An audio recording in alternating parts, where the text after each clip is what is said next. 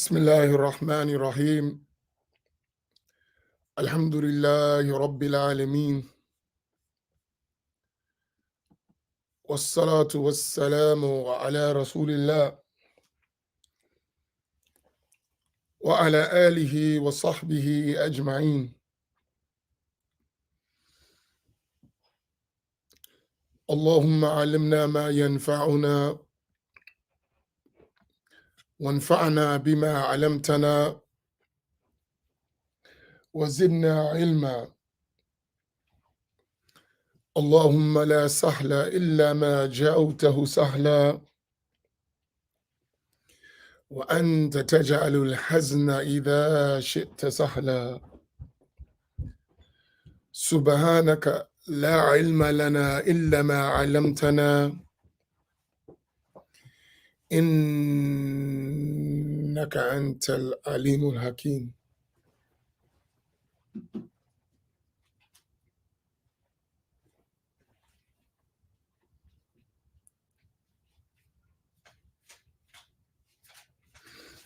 أسأل الله تبارك وتعالى أن يجعل نياتنا خالصة لوجهه الكريم. السلام عليكم ورحمة الله تعالى وبركاته.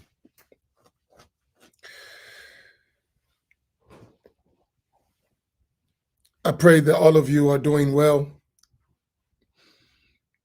that you find yourself in gentleness and well-being.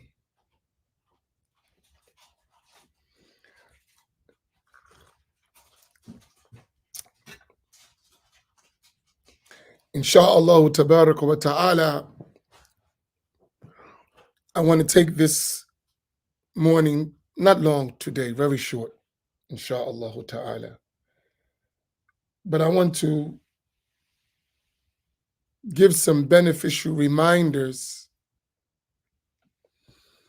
of what we are doing here.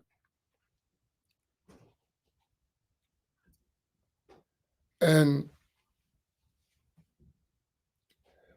I'm always reminded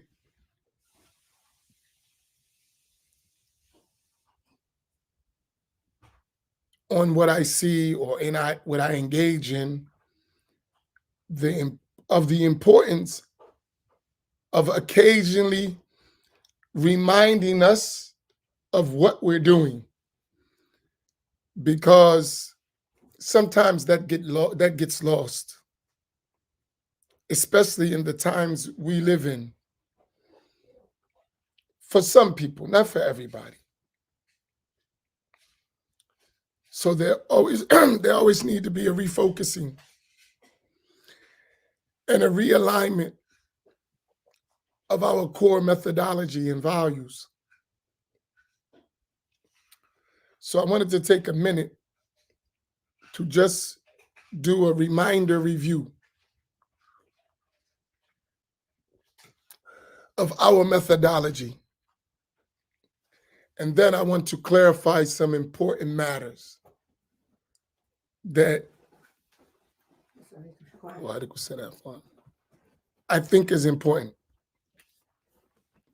Number one, so we have a decent amount of people, and some I know will continue to join, but we can start the process. So it's your turn. Can y'all tell me what 3453 stands for?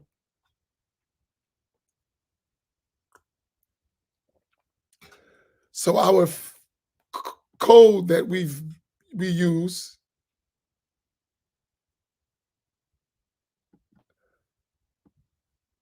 the 3453 family, which is, people know about it. Some amazing things I've heard. People I didn't expect to notice was talking about it. It really amazed me. So could y'all tell me what 3453 stands for? So the family is just all of us as a group. But 3453, what does it stand for?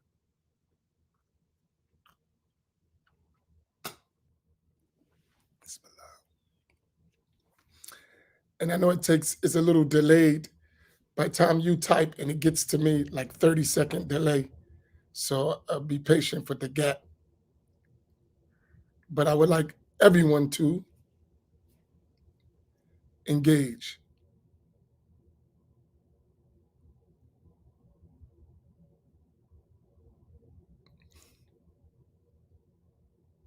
MashaAllah.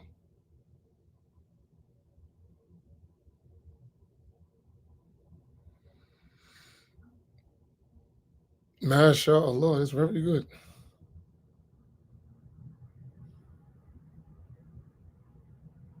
MashaAllah, very good. Alhamdulillah, MashaAllah.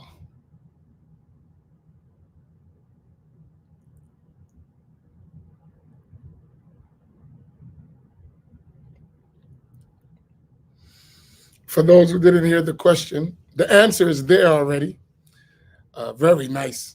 But for those who didn't hear the question, what does the 3453 code, what does that stand for?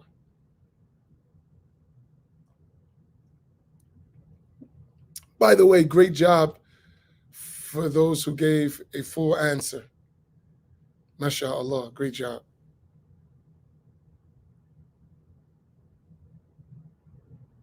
Alhamdulillah. Makes me happy. I'll give a few more people to answer and then I'll continue.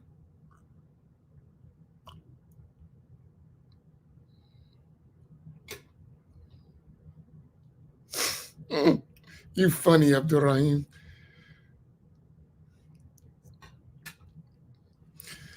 That's the summarized version.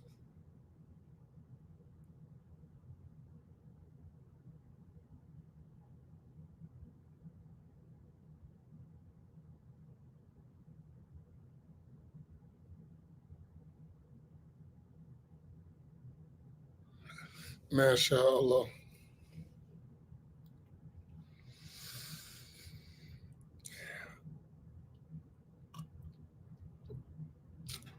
Okay.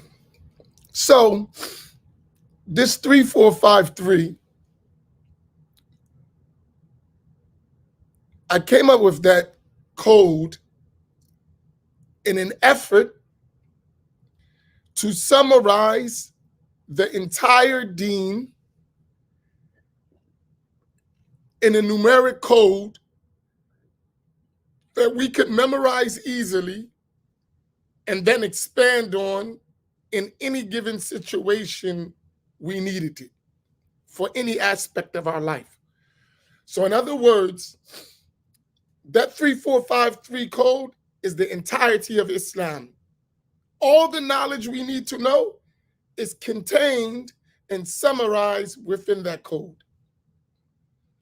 All the Islamic sciences are in that code.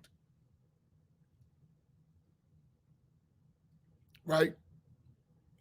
All of the inward work that we need to do is in that code. All of the external work that we need to do is in that code. All of the manifest matters we need are in that code. All the spiritual hidden matters we need are in that code. It's very, very comprehensive. When we understand it. And it lays out the foundational methodology of Ahl Sunnati wal Jama'ah.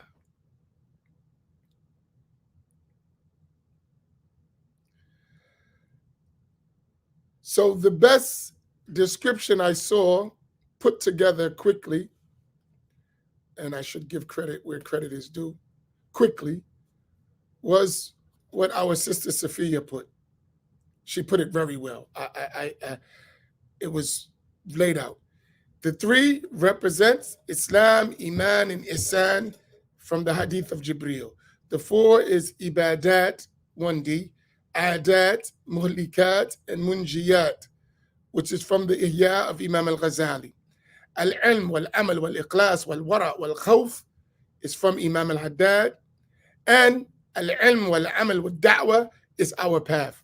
Excellent. Excellent.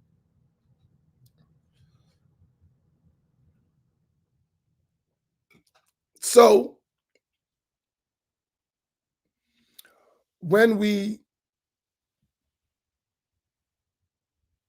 talk about this code, you should never be confused again about the methodology of our platforms.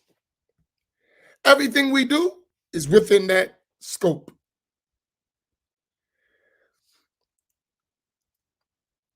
And that is traditional Islam, classical Sunni Islam, as it has been conveyed from the time of the great Imams in a codified manner.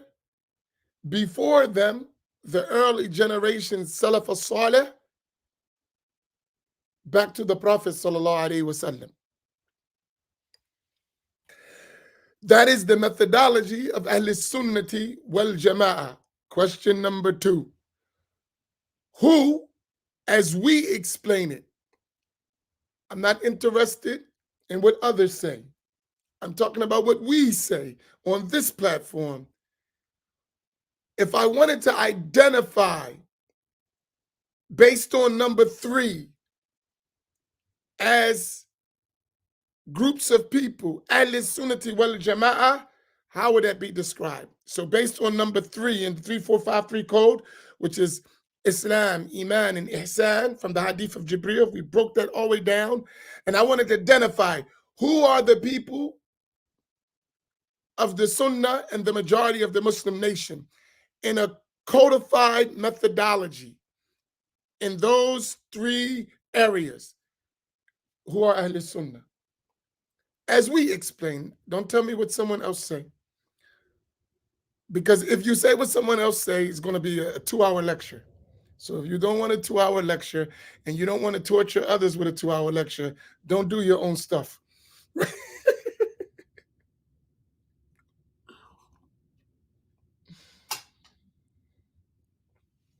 All right, continue. So you got Islam, Iman, and Ihsan. So you got to cover all 3.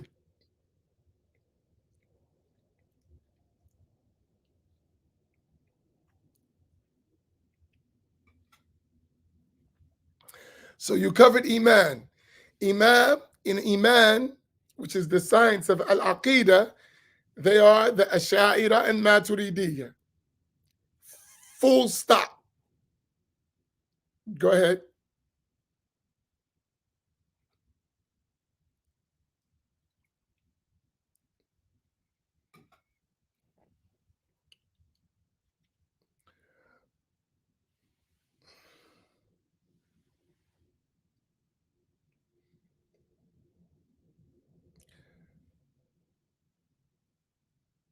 So they are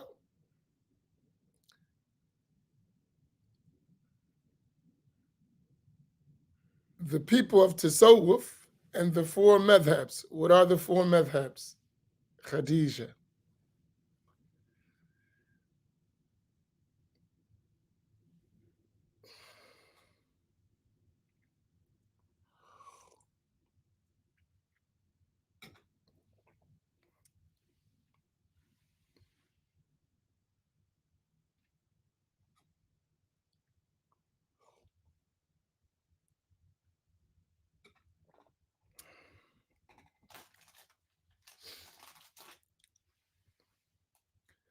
So the 4 madhabs, someone put it, but they didn't put who are the 4 madhabs.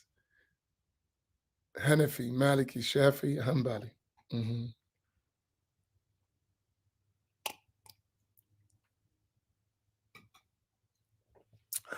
All right. I won't make this a 2-hour lecture because maybe a person didn't understand. I'll just make it an extra 15 minutes. And if you explain it, it'll be good. If you don't explain it, then I'll explain it and it's going to be long. So when we said Ahl Sunnah, us, We said they are the Asharis and the Maturidis. Someone put Hanbali. Why don't we say that on this platform? So if you can give me that answer, why we don't say it, why we don't just say Asharis, Maturidis, Hanbalis. We don't say that. We always qualify. Why do we do it?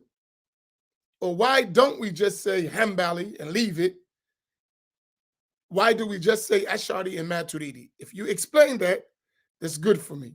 If you don't explain it, then I have to explain it, and I'm going to turn it into a lecture. So don't bait me. So somebody come to my rescue. Mm, mm,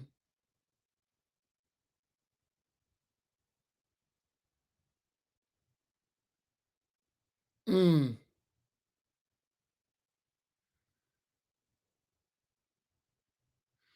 MashaAllah. Y'all make me so happy. Alhamdulillah. MashaAllah.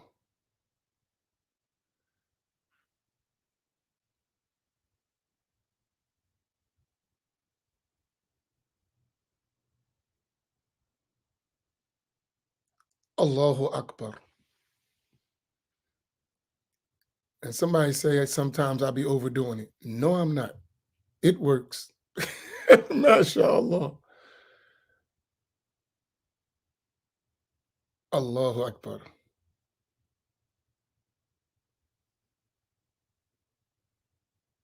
You got it. MashaAllah.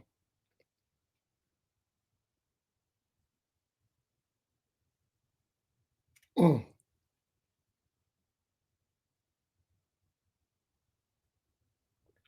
great job.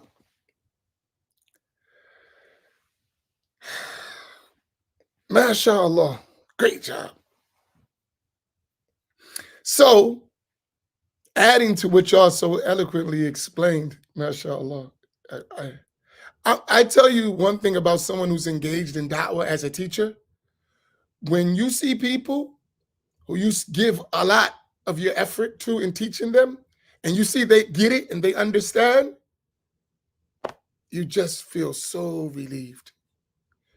I'm telling you, teachers, people who work in da'wah, especially in our time, they have sleepless nights thinking about how to convey the knowledge to you. They, not just myself, people who's engaged in this, they have sleepless nights, especially in our environment. Sometimes they don't sleep thinking about how to convey the knowledge. Seriously, don't sleep. You'll notice they have these thick bags under their eyes. They don't sleep. Really, with the concern, uh, but you got it. So, never do we say the Hanabila are not Ahl Sunnah. We never say that. But if we say the Hanabila, as one of our great scholars, Tajuddin As-Subki, mentioned, he mentioned among them were noble Hanbalis. He called them Fudala'ul Hanabila. Noble Hanbalis, meaning that they had the correct belief of Ahl Sunnati wal Jama'ah, and they are included. But as y'all mentioned, we live in a time where that has been infiltrated. It doesn't mean that it doesn't exist. But if you don't know the difference, you would fall into a creed in the name of the Hanbalis that is not the Hanbali creed. Let me make this easy for you. Y'all ready? Specifically, when we're talking about the attributes of Allah, specifically, once you translate those attributes into another language, you have left the Hanbali methodology and madhab. Do y'all got that? That make it easy for you. Once you translate the attributes that are mentioned in the Quran and the Sunnah to any language, or explain them in other than their apparent word in Arabic language, you have left the traditional Hanbali madhab. Is that clear?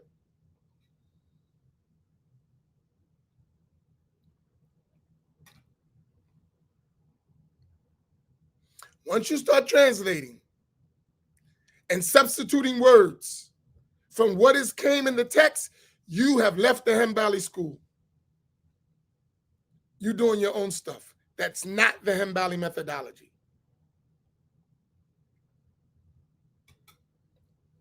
I'm talking specifically about the attributes of Allah. Whatever Allah revealed in the Quran, as He revealed it, with the same exact wording, you say that and you stop. Whatever the Prophet sallallahu alaihi wasallam said and conveyed in the Hadith, as he said it, in the wording he said it, you say that and you stop. That's the Hanbali school, and that is the school of Ahl Sunnati wal Jama'ah. While at the same time negating any resemblance from Allah, resemblance of Allah to His creation. That's the Hanbali. Once you translate, it's over. Game over. Right. You're not Hanbali no more.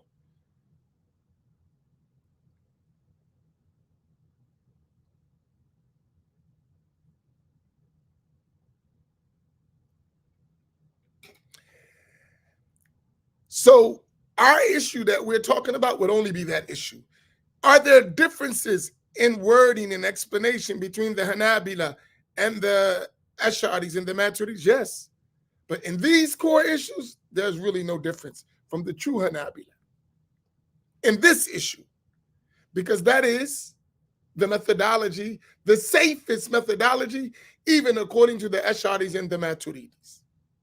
No one would never, ever dispute with such approach. So even when we say that the Ash'aris and the Maturidis use figurative interpretation, that's not obligatory. That's not even the safest approach according to the Ash'aris or the Maturidis. The safest approach is what? Recite the verses in Hadith as they came and leave their intended meaning to Allah. That's it. While clearing Allah from resembling the creation. No one will ever argue with you with that. No one will ever dispute with you with that, except someone who is off the path of Ahl Sunnati wal Jama'ah. If you said, Allah said this, example, Yadallahi fawqa aydihim, laysa kamithlihi shay, and stopped. No one would ever dispute with you. No one would never argue with you. No one. No one would disagree with you. I don't say nothing more than that. Ar-Rahmanu ala al-arsh istawa, laysa kamithlihi shay, wa huwa as-sami'u al-basir. Stop. I'm done. That's the end of my discussion with you with that subject. No one would dispute with you.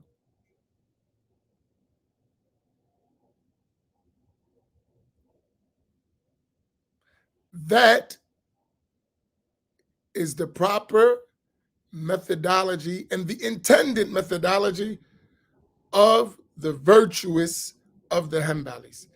And that is the safest approach according to the Ash'aris and Maturidis.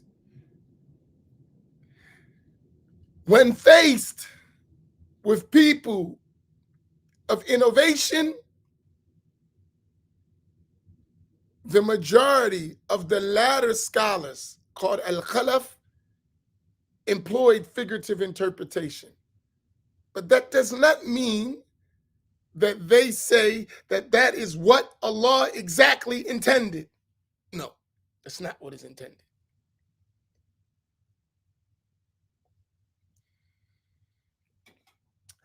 Is this whole point clear?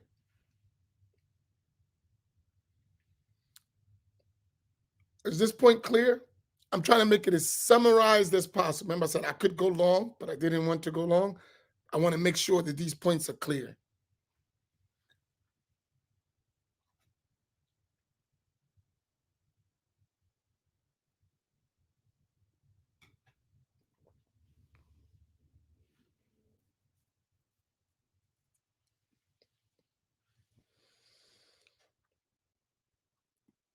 Tell you. Now,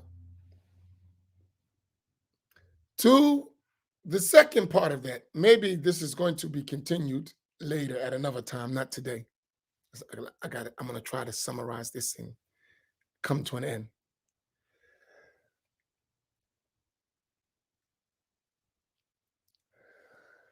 The most important aspect of Islam is the issue of the creed, belief, al-aqidah. In al-aqidah, you have the correct belief, the innovated belief, and the blasphemous belief. Can y'all all put those three? You have the correct belief, the innovated belief, and the blasphemous belief. Can we put those three things up, everyone, inshallah? I'm trying to walk us through this thing so we get it in the simplest way possible.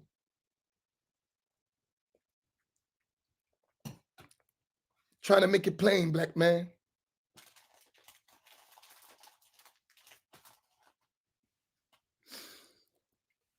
All right. Now I'm going to explain those three things. And I ask you to put it up so that I make sure you follow me and not eating a donut and pancakes and eggs and grits with sugar or butter or salt or pepper, whatever your dispute is, or hash browns or whatever heck you're doing, right? Hoping you focusing while you're doing all that.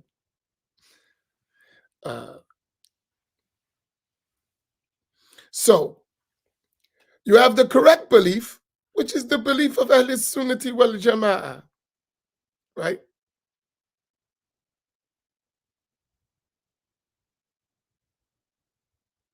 Right? Which is the belief of Al-Asha'ira wal Maturidiyya and the noble of the Hanabila.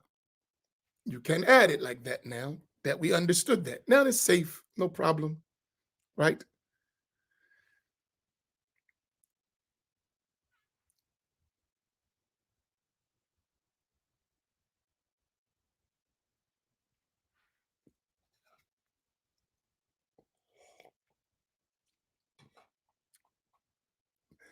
Innovated belief. So the correct belief is the whole system of belief of Ahl Sunnati wal Jama'ah that has conveyed to us and reached us from generation to generation, generation to generation. Innovated belief. Innovated belief, and there's details to this, so that's why I'm giving it to you. Innovated belief is what we call bid'ah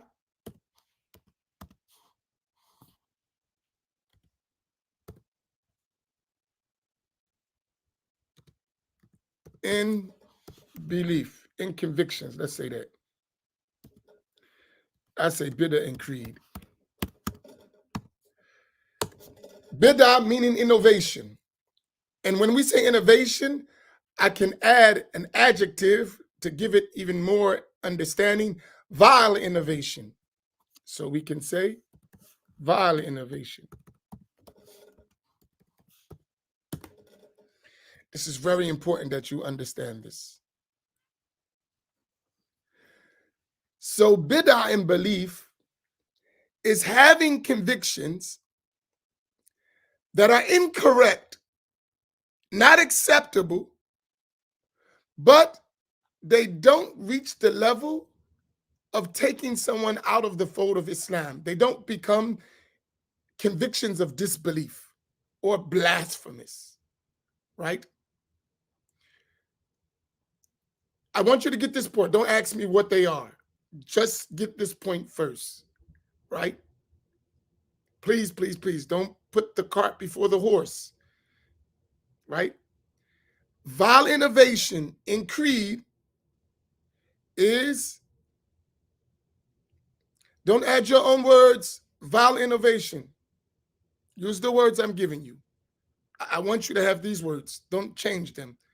When you understand them and you got other words you want to use it because you really understand, then do that. But in the meanwhile, stick to what I'm giving you, right?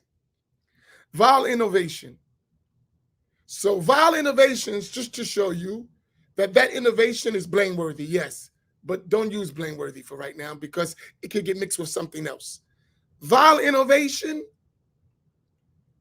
is ugly innovation. It's to show you the blameworthiness, the wretchedness of such a conviction. However, that conviction does not reach the level that the one who holds it or believes it is considered a non-Muslim. That person is still a non-Muslim, but a major sinner. Do y'all follow that? Is that clear? Don't ask me about to give examples. I just want you to get the point first. So you have the correct conviction, which is the conviction of Ahl Sunnati wal Jama'ah. Then you have a conviction, a belief that is innovated, is a vile innovation. That person is a Muslim. It didn't reach the level to make them kafir, but they are a major sinner who deserves to be punished. And that conviction is not acceptable to believe or to teach. To believe or to teach. It's unlawful to do that. Even though the person is still considered a Muslim. So a major sinner is a Muslim, but they deserve to be punished. But they still Muslim. But we don't accept their major sin. Do y'all follow that? Is this point clear for the second category? I'll give you examples later. Right now, I want you to get the point.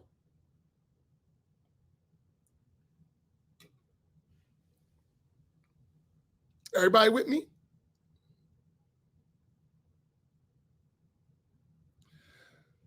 So if someone has a vile innovation in creed, even though we don't call them a kafir, we don't accept that belief. It's not permissible to believe it, nor is it permissible to teach.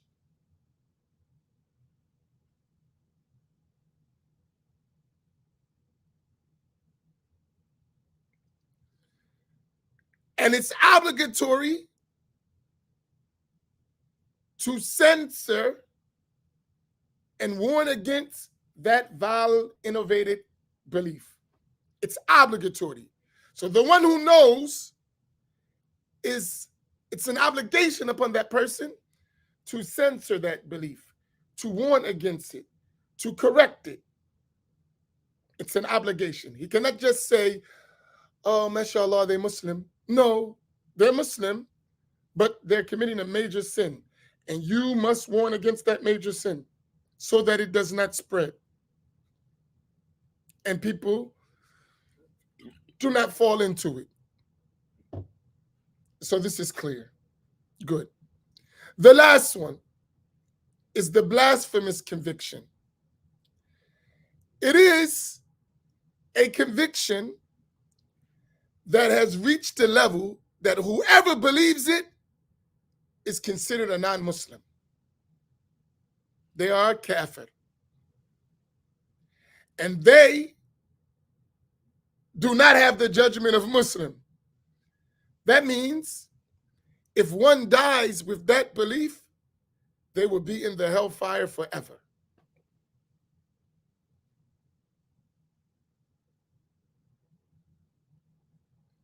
they would be in the hellfire forever.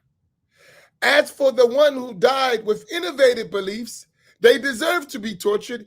And if they entered the hellfire, if Allah didn't pardon them and forgive them, they would be tortured for a period of time and then taken out and admitted into paradise. The middle, the one with vow innovations. If Allah didn't forgive them, they would enter the hellfire for a period of time, then they would be taken out and admitted into paradise. As for the one who had blasphemous conviction, they would enter the hellfire forever. Because some Muslims who died as major sinners will be punished in the hellfire for their sins.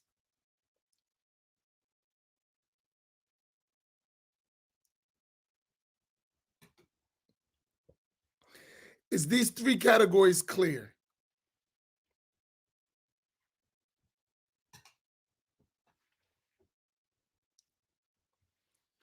Is these three categories clear?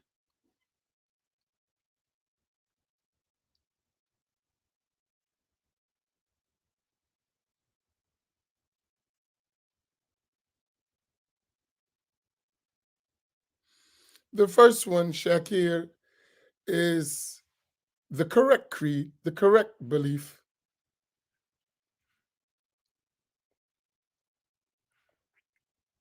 Our job, what we're doing on this platform, when we talk about Aqidah, is ensuring to the best of our abilities that a person learns the correct creed and warning against vile innovations and blasphemous convictions. That's what we do. Now, that you understand those three categories, what you must learn and I must learn is the difference between them. What is the correct belief in the first place? When does something become an innovative belief? And what does it look like? And then when does something become blasphemous? And not mix them up so that you judge something that is as blasphemous that is not blasphemous.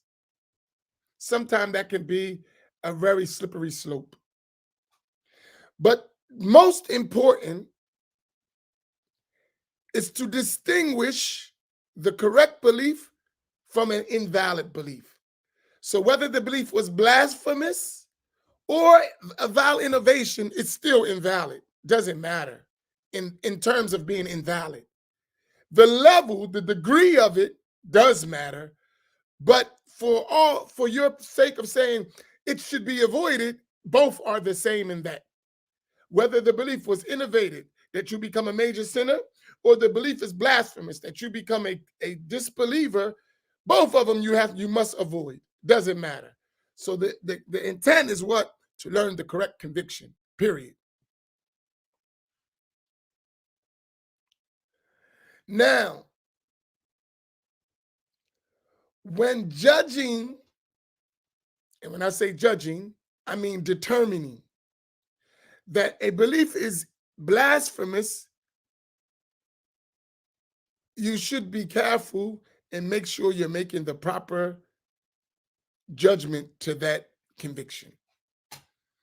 And that takes learning.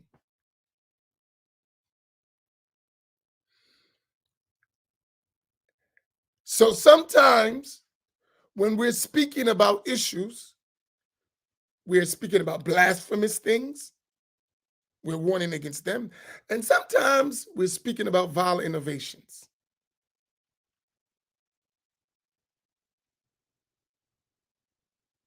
Do y'all follow that? So not all the time we're talking about an issue, it's an issue of blasphemy. And sometimes we're talking about a vile innovation.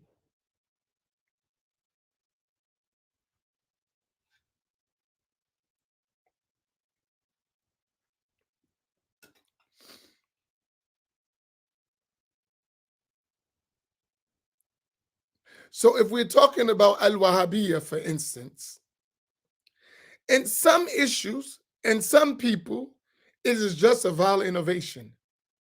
Then in some issues and other people with the same name, it's blasphemous. Do you follow what I mean? So when we use the term Wahhabiyya, for instance, not every time we say Wahhabiyya, we're necessarily talking to an individual or a group of people. We're necessarily saying they're kafir. It depends their conviction. But sometimes we may be using it, and the conviction we're talking about and the one that is using that we're referring to has a blasphemous conviction. And so in any case, the warning is going to sound the same. We're warning against it. But not in every case you're saying something is blasphemous. It's these points, they're very important foundational points for when we discuss things. If you understand them, right, then when we give examples, it puts a framework in your mind. You understand well. So you lose your cool every time you hear the word Wahhabi or Salafi or Shia, right? Because you're not just, right? Not every time in every issue, the meaning is the same. It can apply to different things.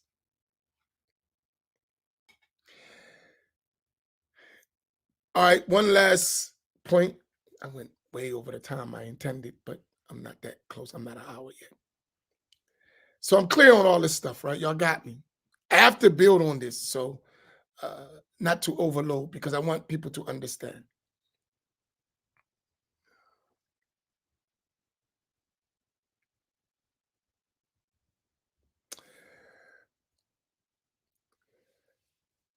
Even if a person has blasphemous beliefs or vow innovative beliefs, that doesn't mean every single one of their beliefs is incorrect. Just because a person has blasphemous beliefs and vow innovative beliefs, that does not mean that everything they believe is wrong. This is another layer to this. Y'all follow that? So a person may have one blasphemous belief in their convictions. One of them is blasphemous. The others are according to Ahl Sunnati wal Jama'ah. Because of that one blasphemous belief, they are going to be rejected as a disbeliever. That doesn't entail that we're talking about all the ones they have correct.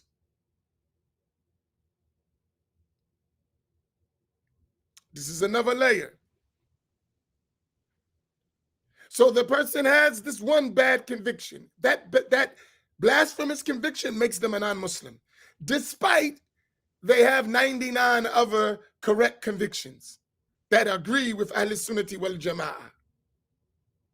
They can have 99 correct convictions and one blasphemous conviction. Because of that one blasphemous conviction, they would be considered a non-Muslim. Is this point clear?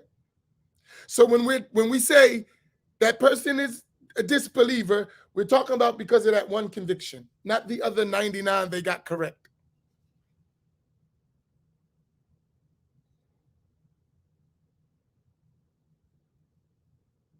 Do y'all got that? Because of that one blasphemous conviction, they are considered a kafir, even though they have 99 correct convictions. Why am I mentioning this? Because sometimes we don't realize that. We see the 99 correct convictions and we think they wipe out the one blasphemous conviction. And it's not like that way. Rather, the one blasphemous conviction will be the thing that determines them, not the 99 correct convictions. Do you understand that?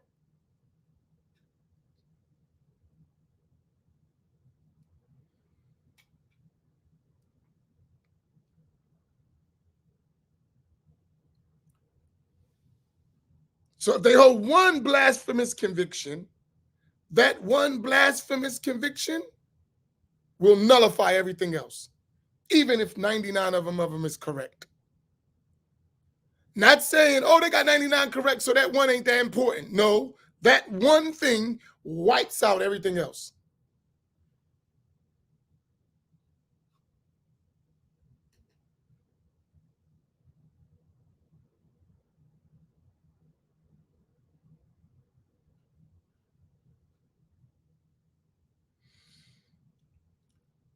Because this is where a lot of times people have trouble with. I'm talking about us. I'm speaking from our side.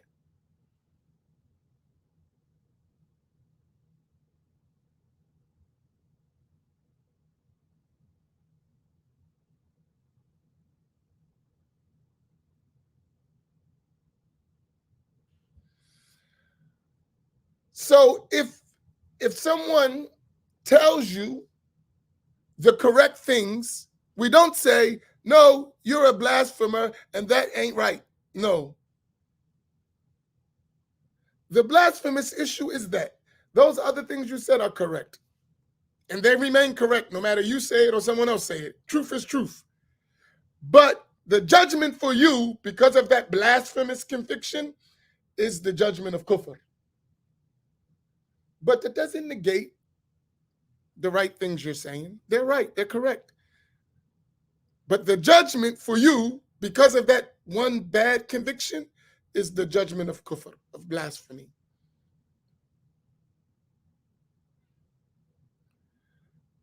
So, because someone has good things, you don't wipe out the blasphemous conviction. Do y'all get my point? Do you follow? This is very important to understand this because a lot of people struggle with that.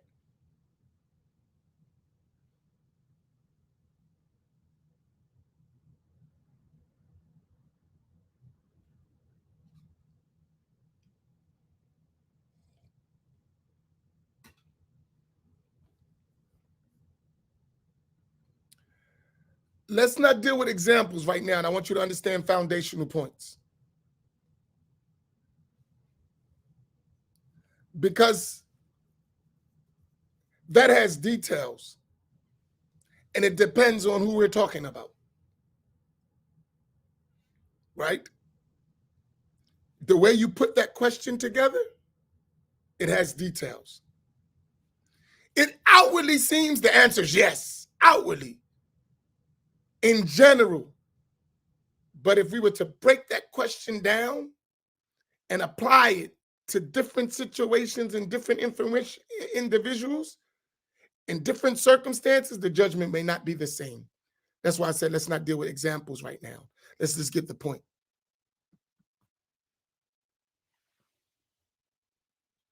I had a discussion about this yesterday with somebody. This right thing what you're talking about. This exact thing. And it was a Hembali Wahhabi type stuff going on.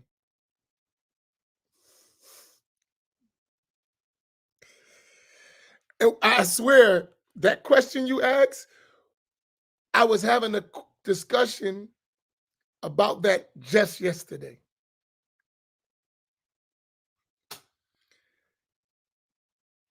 And it was related to the Wahhabi Hembali mixture.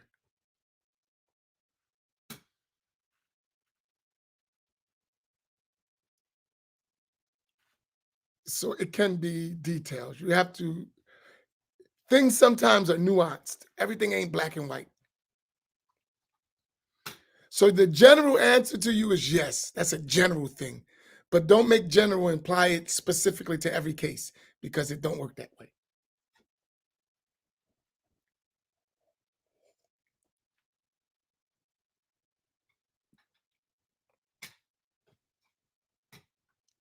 Okay. So is all this clear? Now, Here's the danger. So we got that. Innovative beliefs is also needs to be understood.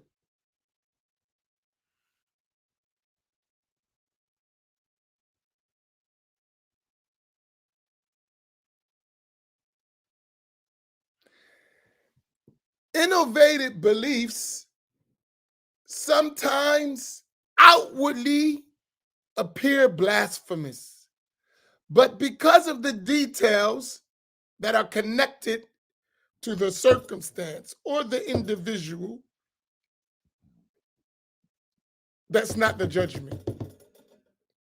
But it's still innovative and it's wrong.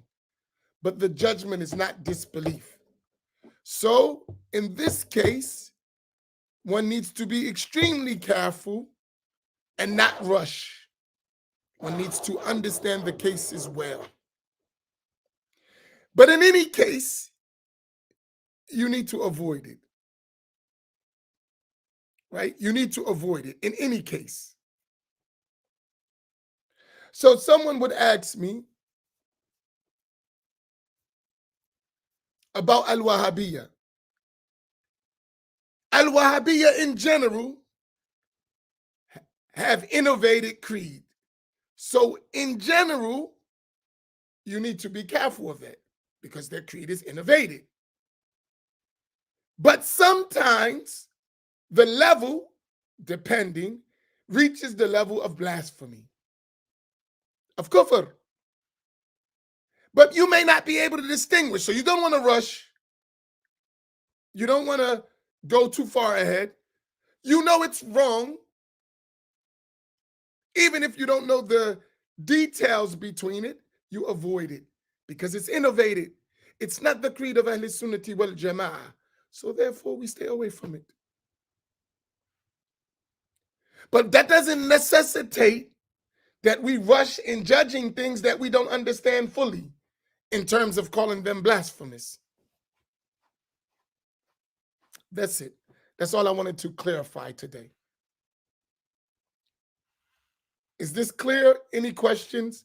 Don't ask for detailed cases because I said we're not going to deal with that. I want you to understand this format because it will help you. Inshallah. I hope it will. Right? I hope it will lay out a foundational understanding how to approach things.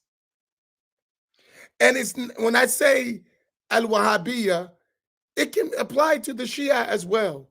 It can be applied to many different groups who claim to be Muslim. The same cases. So I'm using Al-Wahhabiyya because that's what we deal with most of the time. But that's not all it applies to, right?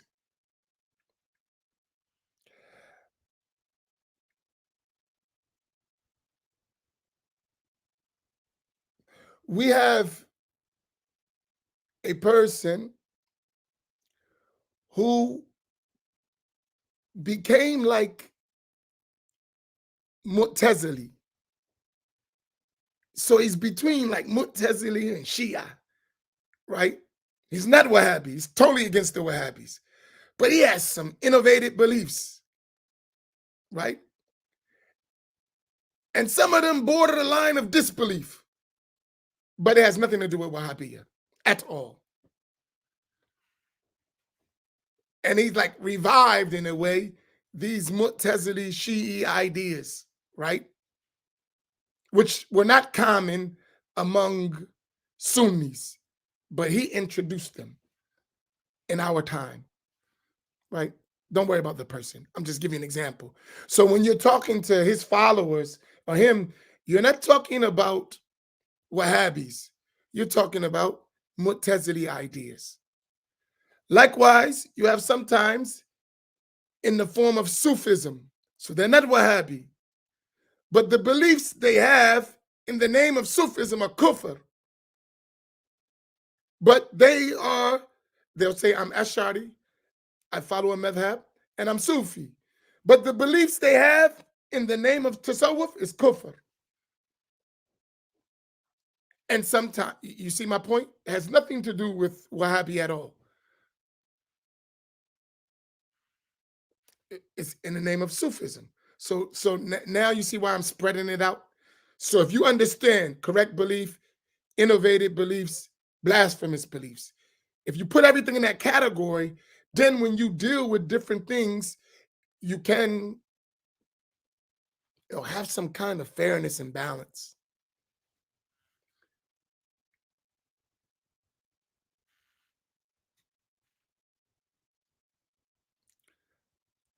How do you identify Mu'tazili? You need to sit down and learn, not microwave Islam.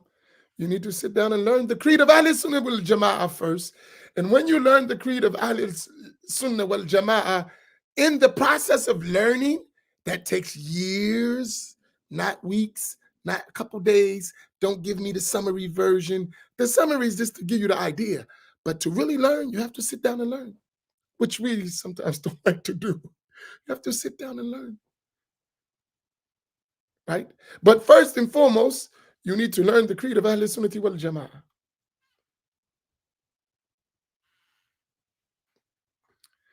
All right, I'll open up for your questions, and I'm going to answer some, and some I'm going to say later.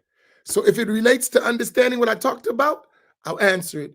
If it's details, I'll make you wait, right? So if I miss your question, I'm going to just put it back because I didn't see it.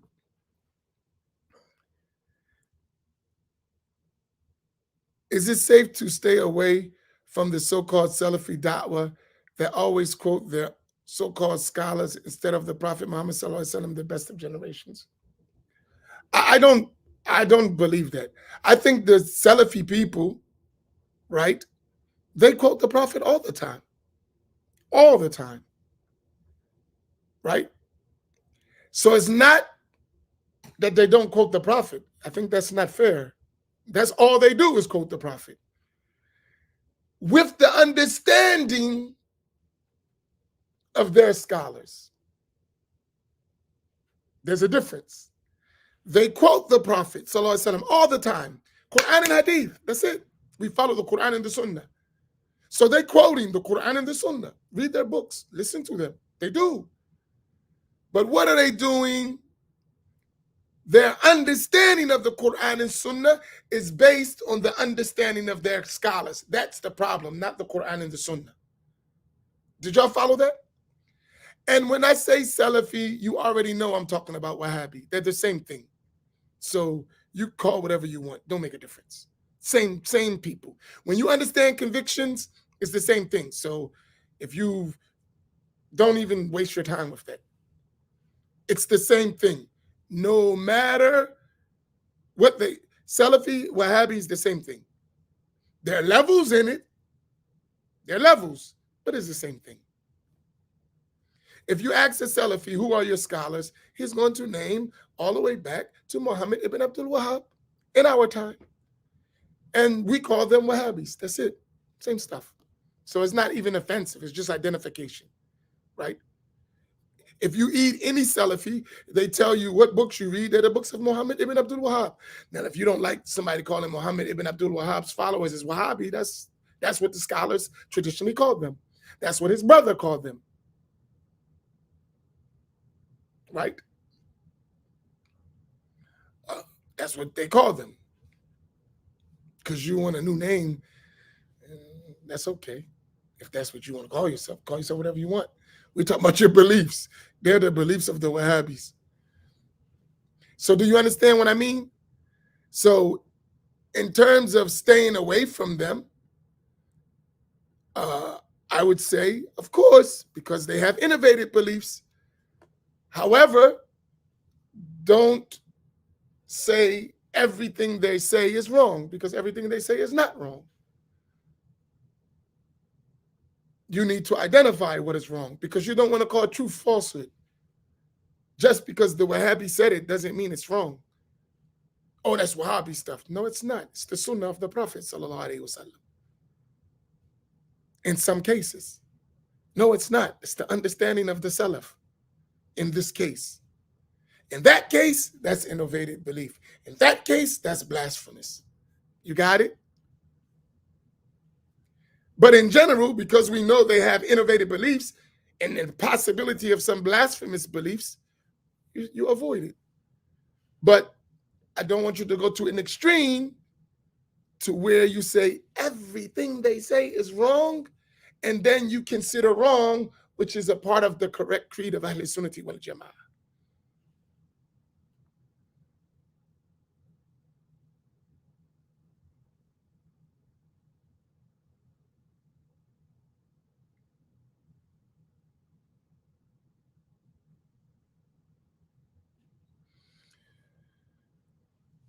I'll give you an example, just to give you an example. Sometimes a person, right, may have a belief because they never had a chance to learn what was the Islamic belief. And they thought that particular belief was the correct belief in Islam, but it is blasphemous in actuality. In such a case, that person, depending that belief, even though, would be judged as excused because of ignorance in that particular case. So that's a way to explain it. And that differs depending upon the case.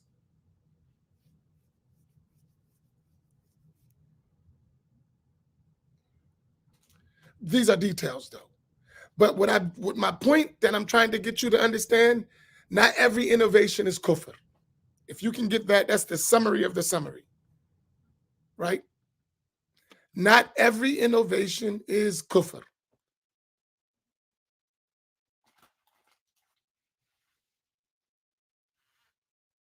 Now you have to learn. But every innovation should be avoided. Can we put that? Not every bid'ah is kufr, but every bid'ah needs to be avoided. Every vile bid'ah, because that's another. So put it this way: not every vile innovation is kufr, but every vile innovation needs to be avoided. That's a better way to say it. Not every vile innovation is kufr, disbelief, but every vile innovation needs to be avoided.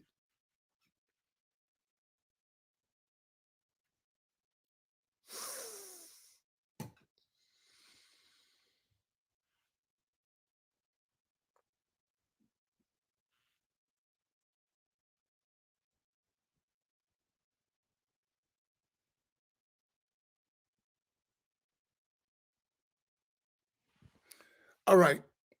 So I say that because I heard some things from some brothers who watched the 3453, and we have extremism all around us. We don't want extremism for us. Extremism exists in many ways in our time. We're trying to avoid that and find a balanced middle ground to approach our religious practice.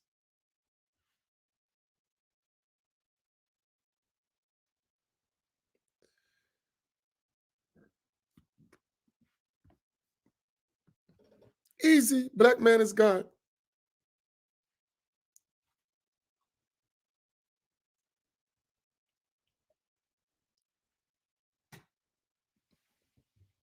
That's a vow belief. It's kufr. The black man is God.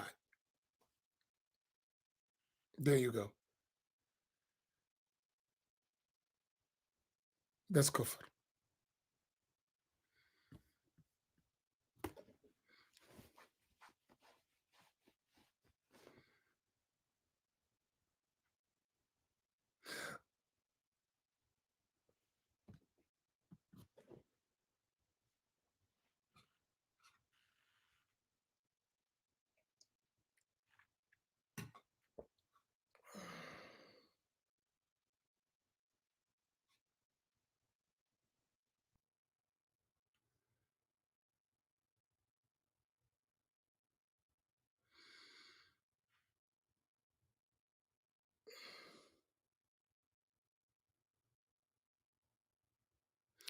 Oh, the Ansar believed I was Ansar. You can't tell me. We thought we was God. I don't know what the heck that meant, but it's always puzzled me as an adult, that concept. Because we prayed to Allah, wasn't praying to ourselves. So we didn't say we was Allah. I don't know what the heck they was talking about. As I got now older, I look back, what the hell was they talking about? I don't understand.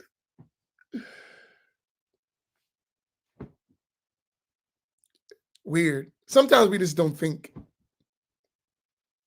because it wasn't even about religion. It was about black power. So most people wasn't even paying attention. Most people wasn't even paying attention. I'm on black time. Ain't nobody listening to that other stuff. You know what an elder in the nation told me one time? An elder who was in the Nation of Islam. He said, man, I never believed none of that stuff. I just was on black time. He said, I like the black empowerment. I didn't care about all that other stuff.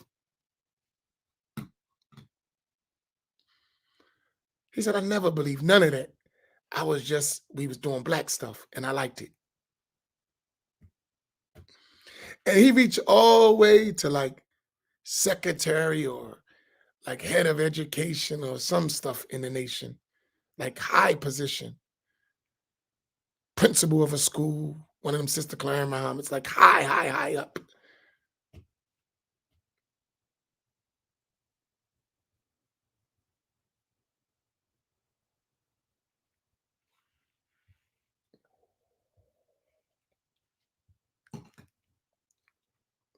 All right, may Allah reward you all. Oh, question.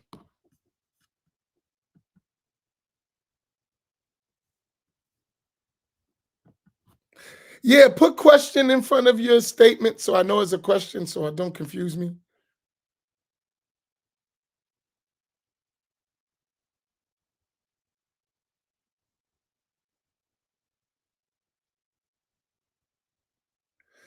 What do I do if I am not sure if the person leading the salah is a Wahhabi or not? Second question, what do I do if I am sure the person leading salah is definitely a Wahhabi? For both questions, it's not about him being a Wahhabi. Does he have a blasphemous belief? If you don't know, then you pray. If you know he has a blasphemous belief and you're sure that belief is blasphemy, you don't pray behind him. If you can avoid praying behind such a person altogether because he's an innovator and you know he's an innovator, he has innovative beliefs, you don't pray behind him. But if he's an innovator and not a blasphemer, the prayer behind an innovator is valid. Simple. So you don't go, what you believe? Are you a Wahhabi? Do you know this person committed blasphemy? No? Okay, then it's valid to pray behind him. So long as the prayer is valid itself. If you know the person is a blasphemer, the prayer is invalid, so you cannot pray behind him. If the person is a valid innovator, the prayer is valid, but if you can avoid it, don't pray behind such a person. That's not complicated, is it? Very simple. Islam not hard.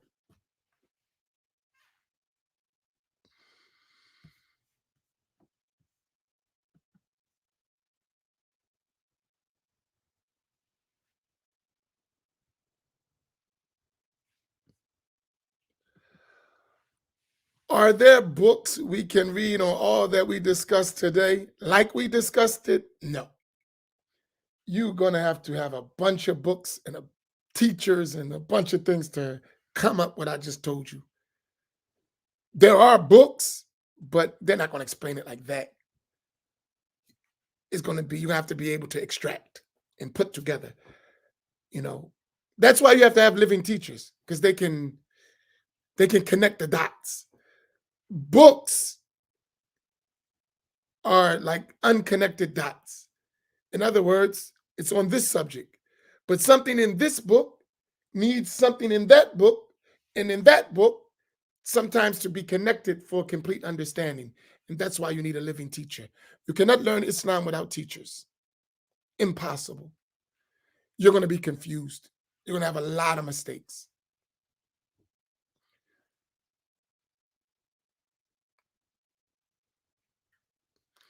Writing books like that is, I mean, like I said, somebody may have wrote a book like that. I don't know of it, but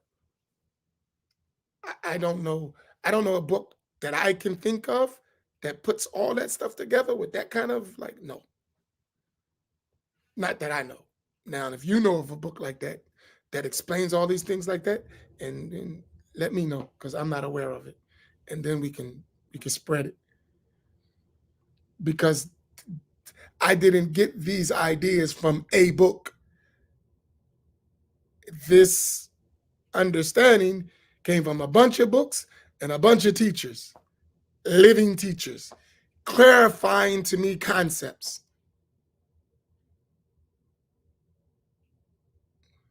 right? Because it was in the book, but I just didn't see it. The teacher said, listen, this means that, this means that, this means that.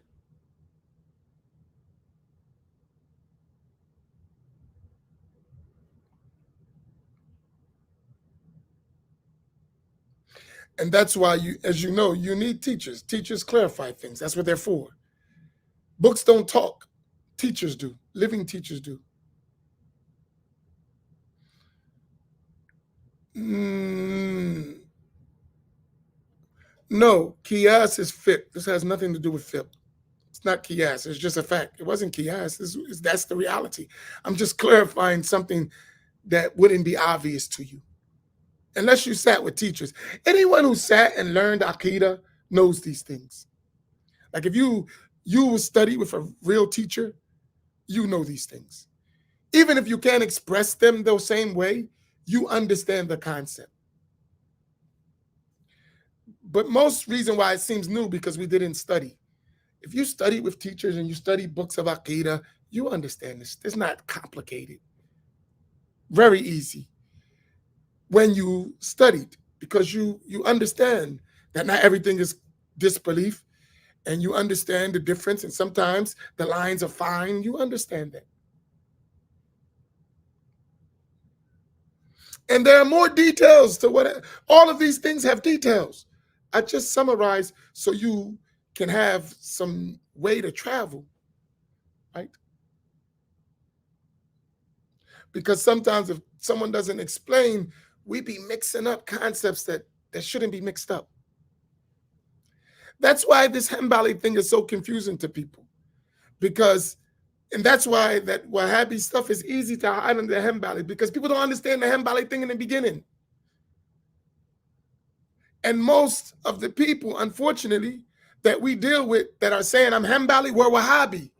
And they're finding a way to slide. There's a lot of details to this stuff. They're finding a way to comfort their Wahhabi convictions through the Hanbali creed, but not be Wahhabi, but still hold on to a little bit. it's like, I don't gotta let it all go. I'm Hanbali, but you know.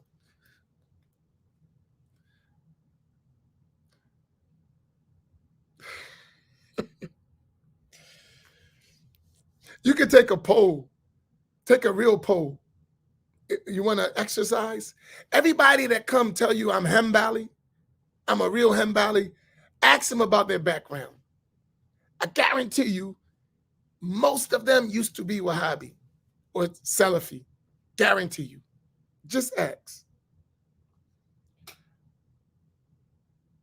And you should say to yourself, ain't that something kind of strange? How come no, just I was Hanbali from birth? From the day I became Muslim, I was Hanbali. In our context, I'm talking about. That sounds a little strange to you, right?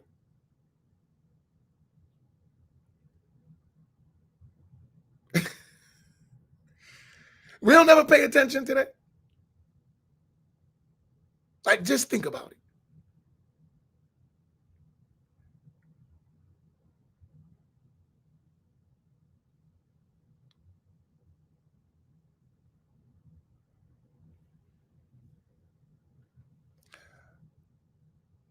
Are there certain people we should avoid when learning? Example, Muhammad ibn Abdul Wahhab, Ibn Taymiyyah, Al-Albani, all three of them, they have innovative beliefs, and some beliefs that are attributed to them reach the level of kufr. They have innovative beliefs, and some beliefs attributed to them reach the level of kufr. And why do I say some beliefs attributed to them? Because they may reject, they may say, no, we don't believe that. Okay. The belief is innovated. We're not following it. And if you say this kufr belief is not your belief, okay, fine. We don't accept, but we're not following those innovative beliefs. Y'all follow that? You hear what I just did? Because that's a game. Because when you read Hanbali books, you're going to hear Shaykh al-Islam Ibn Taymiyyah. And because you've been hearing Shaykh al-Islam as a Wahhabi or a Salafi, you actually think it's permissible to follow him. And those Hanbalis don't follow him in belief. Did y'all catch that? But they do call him Shaykh al-Islam. They don't agree that his beliefs reach the level of kufr. Did you catch that? But from the background that you're used to, when you hear Shaykh al-Islam Ibn Taymiyyah, in your mind, Shaykh al-Islam, when they say that, they don't mean follow him in belief. They don't accept his beliefs. They just don't think they reach the level of kufr. But they are innovative and they don't represent the Hanbali school of creed. Did you catch that? Is that clear for y'all? Did y'all catch that point?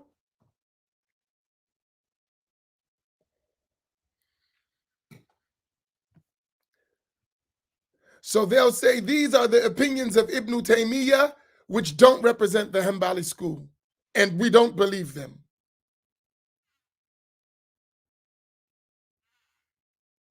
So all three of them, avoid them, like they have corona. Whether you avoid them for innovated vow innovations, or you avoid them because you know that they are kufr. In any case, avoid them. Do y'all got that point?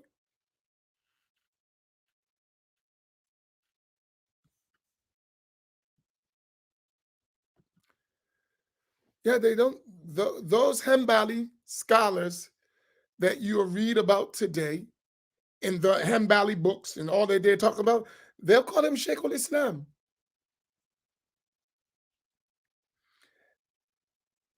And they didn't consider him kafir. They talk about him all the time in their books. But they don't say follow him in creed. They say he had his own opinions that we disagree with totally, but they don't say they reached the level of kufr. Others, they say these things are kufr. They'll explain them away. But in any case, no one follows that stuff. Those bad ideas, no one follows them.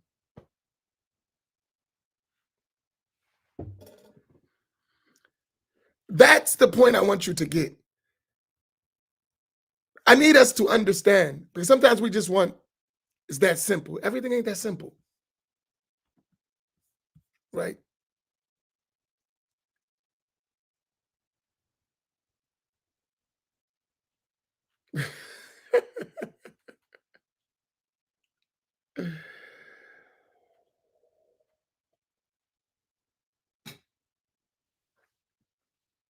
That's funny, Levine.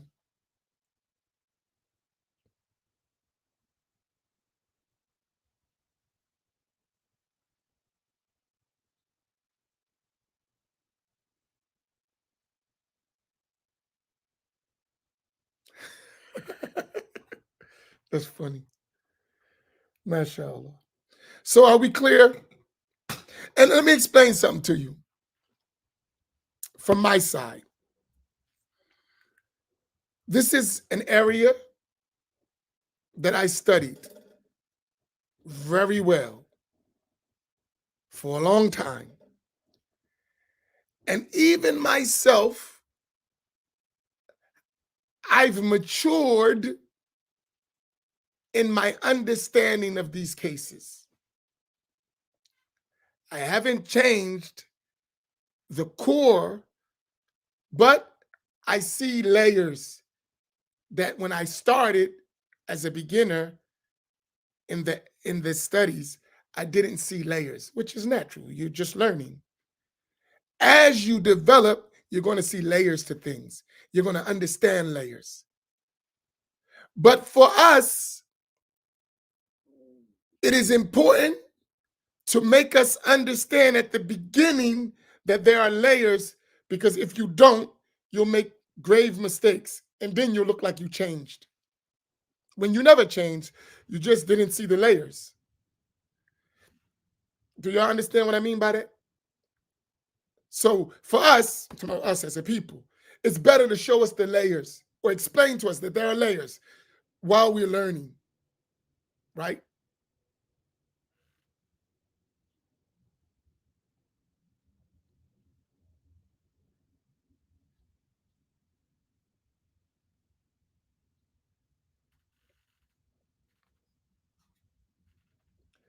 So as you understand layers, then it's easier.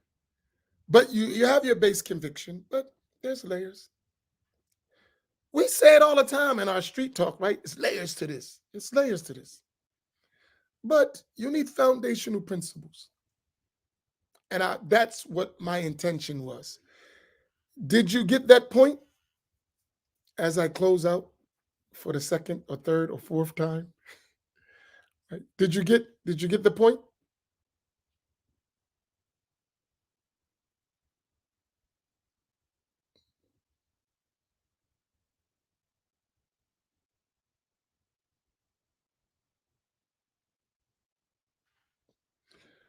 All right, I'm gonna stop there and I'll come back another time. Tomorrow, inshallah, we're going to start back in our reading from 6:30 to 7 o'clock in the morning. Our schedule is going to change. So we'll start reading our books again from 6:30 to 7 for one half an hour. Then the other half an hour, I will have scattered thoughts on different points that I want to clarify. But we'll have a half an hour of reading starting at 6:30 in the morning. So right after Fajr, or Fajr on my side. I don't know what time is where you may be at. But at 6:30, we'll start reading our books back. Uh,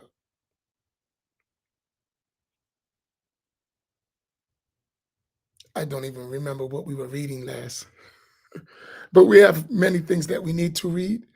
So I don't remember. I have to ask. I forgot what we were reading. The last book we were reading, I forgot. Sorry. But I know the reader knows. So I'll ask. Because we have several books we were reading. Uh, but I don't know which was the last book we left off on. No, we finished Essentials because that's a one-day reading. We were reading something longer. I just don't remember. I'm sorry. Uh,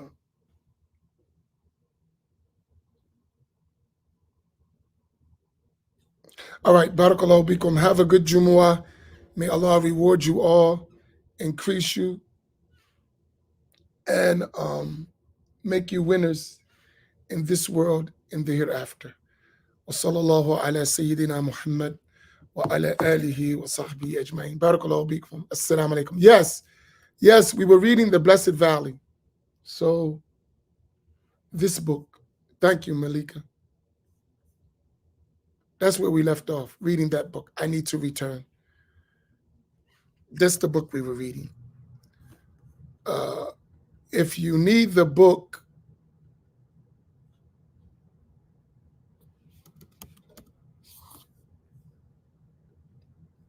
if you don't have the book,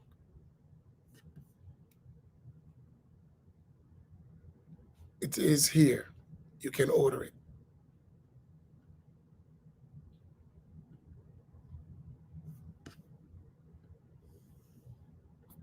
I don't know how many's left, but it is available here.